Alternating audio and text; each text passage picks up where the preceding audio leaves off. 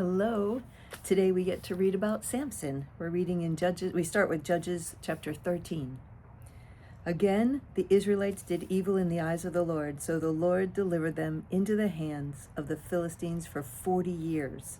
A certain man of Zorah named Manoah from the clan of the Danites had a wife who was sterile and remained childless.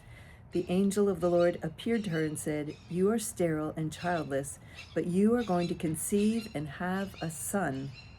Now see to it that you drink no wine or other fermented drink, and that you do not eat anything unclean, because you will conceive and give birth to a son. No razor may be used on his head, because the boy is to be a Nazirite, set apart to God from birth, and he will begin the deliverance of Israel from the hands of the Philistines." Then the woman went to her husband and told him, "A man of God came to me. He looked like an angel of God, very awesome. I didn't ask him where he came from, and he didn't tell me his name. But he said to me, 'You will conceive and give birth to a son. Now then, drink no wine or other fermented drink, and do not eat anything unclean, because the boy will be a Nazirite of God from birth until the day of his death.'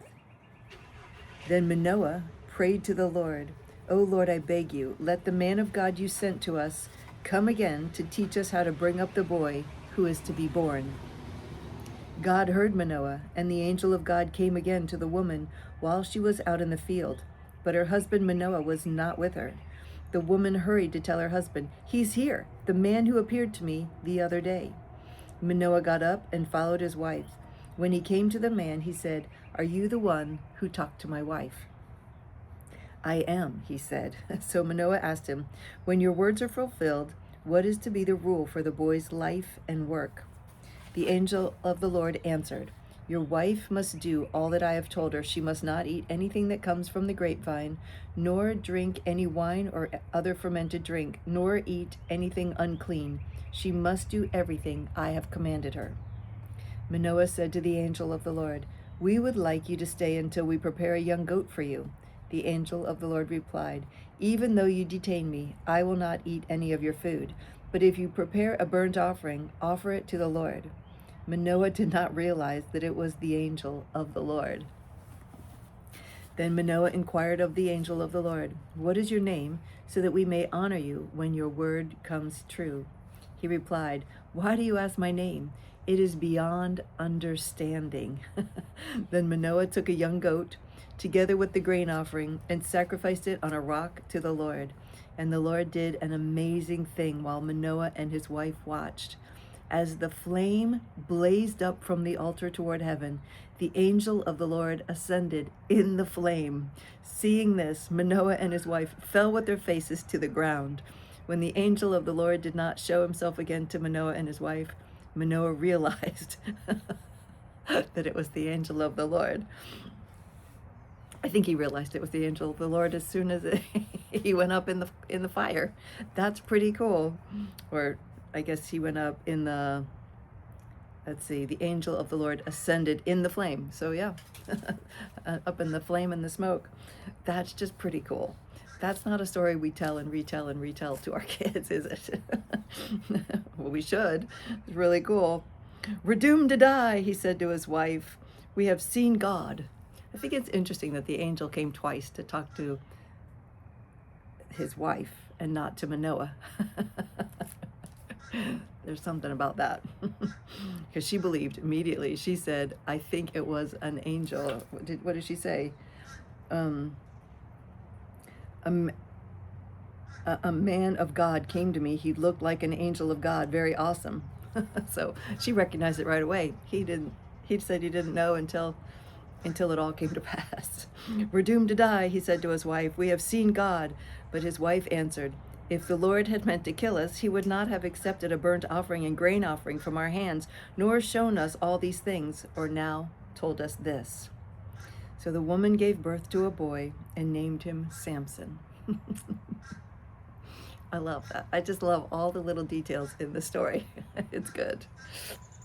He grew, and the Lord blessed him, and the Spirit of the Lord began to stir him while he was in Mahane Dan, between Zorah and Eshtaol. Samson went down to Timnah and saw there a young Philistine woman. When he returned, he said to his father and mother, I have seen a Philistine woman in Timnah. Now get her for me as my wife.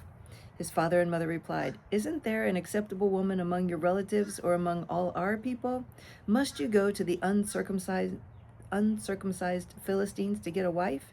But Samson said to his father, Get her for me. She's the right one for me. His parents did not know that this was from the Lord, who was seeking an occasion to confront the Philistines, for at that time they were ruling over Israel. So Samson went down to Timnah together with his father and mother. As they approached the vineyards of Timnah, suddenly a young lion came roaring toward him. The Spirit of the Lord came upon him in power, so that he tore the lion apart with his bare hands, as he might have torn a young goat. But he told neither his father nor his mother what he had done. Then he went down and talked with the woman, and he liked her. Sometime later, when he went back to marry her, he turned aside to look at the lion's carcass. In it was a swarm of bees and some honey, which he scooped out with his hands and ate as he went along. When he rejoined his parents, he gave them some, and they too ate it. But he did not tell them that he had taken the honey from a lion's carcass. Now his father went down to see the woman, and Samson made a feast there, as was customary for bridegrooms. When he appeared, he was given 30 companions. Let me tell you a riddle, Samson said to them. If you can give me the answer within the 7 days of the feast, I will give you 30 linen garments and 30 sets of clothes. If you can't tell me the answer, you must give me 30 linen. It's not hard. 30 linen garments and 30 sets of clothes. Tell us your riddle, they said. Let's hear it. He replied, Out of the eater, something to eat. Out of the strong, something sweet. For 3 days they could not give the answer. On the 4th day, they said to Samson's wife, Coax your husband into explaining the riddle for us, or we will burn you and your father's household to death. Did you invite us here to rob us? Then Samson's wife threw herself on him, sobbing, You hate me. You don't really love me. You've given my people a riddle, but you haven't told me the answer. I haven't even explained it to my father or mother, he replied, so why should I explain it to you? She cried the whole 7 days of the feast, so on the 7th day, he finally told her because she continued to press him. She, in turn, explained the riddle to her people.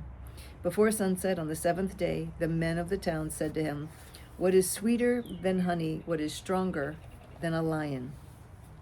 Samson said to them, If you had not plowed with my heifer, you would not have solved my riddle.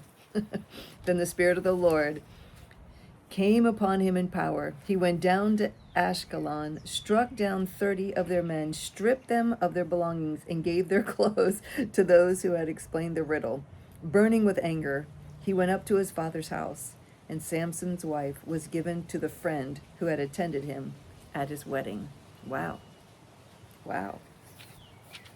Later on, at the time of wheat harvest, Samson took a young goat and went to visit his wife. He said, I'm going to my wife's room, but her father would not let him go in. I was so sure you thoroughly hated her, he said, that I gave her to your friend. Isn't her younger sister more attractive? Take her instead. Samson said to them, This time I have a right to get even with the Philistines. I will really harm them. So he went out and caught 300 foxes, tied them tail to tail in pairs. He then fastened a torch to every pair of tails, lit the torches, and let the foxes loose in the standing grain of the Philistines.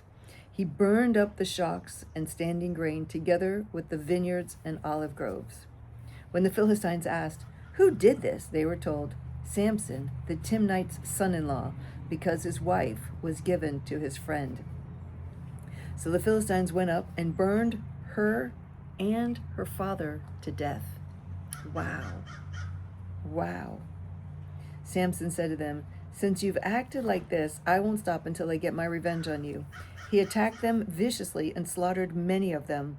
Then he went down and stayed in a cave in the rock of Edom. The Philistines went up and camped in Judah, spreading out near Lehi. The men of Judah asked, Why have you come to fight us? "We have come to take Samson prisoner," they asked. "Do to him as he did to us." Then 3,000 men from Judah went down to the cave in the rock of Edom and said to Samson, "Don't you realize that the Philistines are rulers over us? What have you done to us?" He answered, "I merely did to them what they did to me." Then they said to him, "We've come to tie you up and hand you over to the Philistines." Samson said, "Swear to me that you won't kill me yourselves." "Agreed," they answered. "We will only tie you up and hand you over to them. We will not kill you." So they bound him with 2 new ropes and led him up from the rock. As he approached Lehi, the Philistines came toward him shouting. The Spirit of the Lord came upon him in power. The ropes on his arms became like charred flax, and the bindings dropped from his hands. Finding a fresh jawbone of a donkey, he grabbed it and struck down 1,000 men. Oh my goodness. Oh my goodness. Then Samson said, "With a donkey's jawbone, I have made donkeys of them. With a donkey's jawbone, I have killed 1,000 men." When he finished speaking, he threw away the jawbone, and the place was called Ramath Lehi. What does M mean? Means jawbone hill. Yeah. Because he was very thirsty, he cried out to the Lord, "You have given your servant this great victory. Must I now die of thirst and fall into the hands of the uncircumcised?" Then God opened up the hollow place in Lehi, and water came out of it. When Samson drank, his strength returned, and he revived. So the spring was called En Hakor, and it is still there in Levi. En Hakor means caller's spring. Samson led Israel. I think it's interesting, just a little side note here while we're reading. I think it's interesting that he seems like a wild, untamed man doing crazy, crazy things. And yet he cries out to the Lord, and the Lord answers him. So he has this interaction, this communication with the Lord. He has faith. God is definitely using him and inspiring him. So I'm just thinking, if I saw someone like this, would I I don't know. I hope I wouldn't judge him as an unbeliever, as someone who didn't know God, because he seemed to be so wild and crazy, unruly, violent, maybe. I don't know. Anyway, so one day Samson went to Gaza. Let's see. So the spring was called Hakor, and it is still there in Lehi. Samson led Israel for 20 years in the days of the Philistines. One day, Samson went to Gaza, where he saw a prostitute. He went in to spend the night with her. The people of Gaza were told, "Samson is here." So they surrounded the place and lay in wait for him all night at the city gate. They made no move during the night, saying, "At dawn, we'll kill him." But Samson lay there only until the middle of the night. Then he got up, took hold of the doors of the city gate, together with the 2 posts, and tore them loose, bar and all. He lifted them to his shoulders and carried them to the top of the hill that faces Hebron. Sometime later, he fell in love with a woman in the valley of Sorek, whose name was Delilah. The rulers of the Philistines went to her and said, "See if you can lure him into showing you the secret of his great strength and how we can overpower him, so we may tie him up and subdue him. Each one of us will give you 1,100 shekels of silver."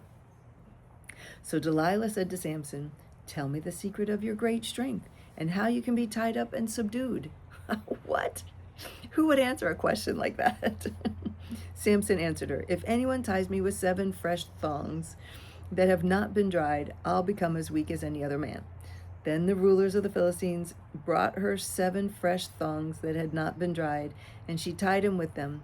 With men hidden in the room, she called to him, "Samson, the Philistines are upon you." But he snapped the thongs as easily as a piece of string snaps when it comes close to a flame. So the secret of his strength was not discovered. Now Delilah said to Samson, "You've made a fool of me. You lied to me. Come now, tell me how you can be tied. He said, if anyone ties me securely with new ropes that have never been used, I'll become as weak as any other man. So Delilah took new ropes and tied him with them. Then, with men hidden in the room, she called to him, Samson, the Philistines are upon you. But he snapped the ropes off his arms as if they were threads. Delilah then said to Samson, until now, you have been making a fool of me and lying to me. Tell me how you can be tied. He replied, if you weave the 7 braids of my head into the fabric of the loom and tighten it with a pin, I'll become as weak as any other man. So while he was sleeping, Delilah took the 7 braids of his head, wove them into the fabric, and tightened it with the pin. Again she called to him, Samson, the Philistines are upon you. He awoke from his sleep and pulled up the pin and the loom from the fabric.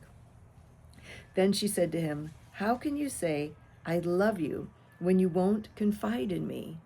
That is the most ridiculous thing she could ever say. Every time he tells her this, anyway, I guess it's pretty obvious. Oh, this is the 3rd time you've made a fool of me and haven't told me the secret of your great strength. With such nagging, she prodded him day after day until he was tired to death. So he told her everything. No razor has ever been used on my head, he said, because I have been a Nazarite, set apart to God since birth. If my head were shaved, my strength would leave me, and I would become as weak as any other man. When Delilah saw that he had told her everything, she sent word to the rulers of the Philistines, come back once more. He has told me everything. So the rulers of the Philistines returned with their silver in their hands. Having put him to sleep on her lap, she called a man to shave off the 7 braids of his hair, and so began to subdue him, and his strength left him. Then she called, Samson, the Philistines are upon you. He awoke from his sleep and thought, I'll go out as before and shake myself free. But he did not know that the Lord had left him. Then the Philistines seized him, gouged out his eyes, and took him down to Gaza, binding him with bronze shackles. They set him to grinding in the prison, but the hair on his head began to grow again after it had been shaved. Now the rulers of the Philistines assembled to offer a great sacrifice to Dagon, their god, and to celebrate, saying, our God has delivered Samson, our enemy, into our hands.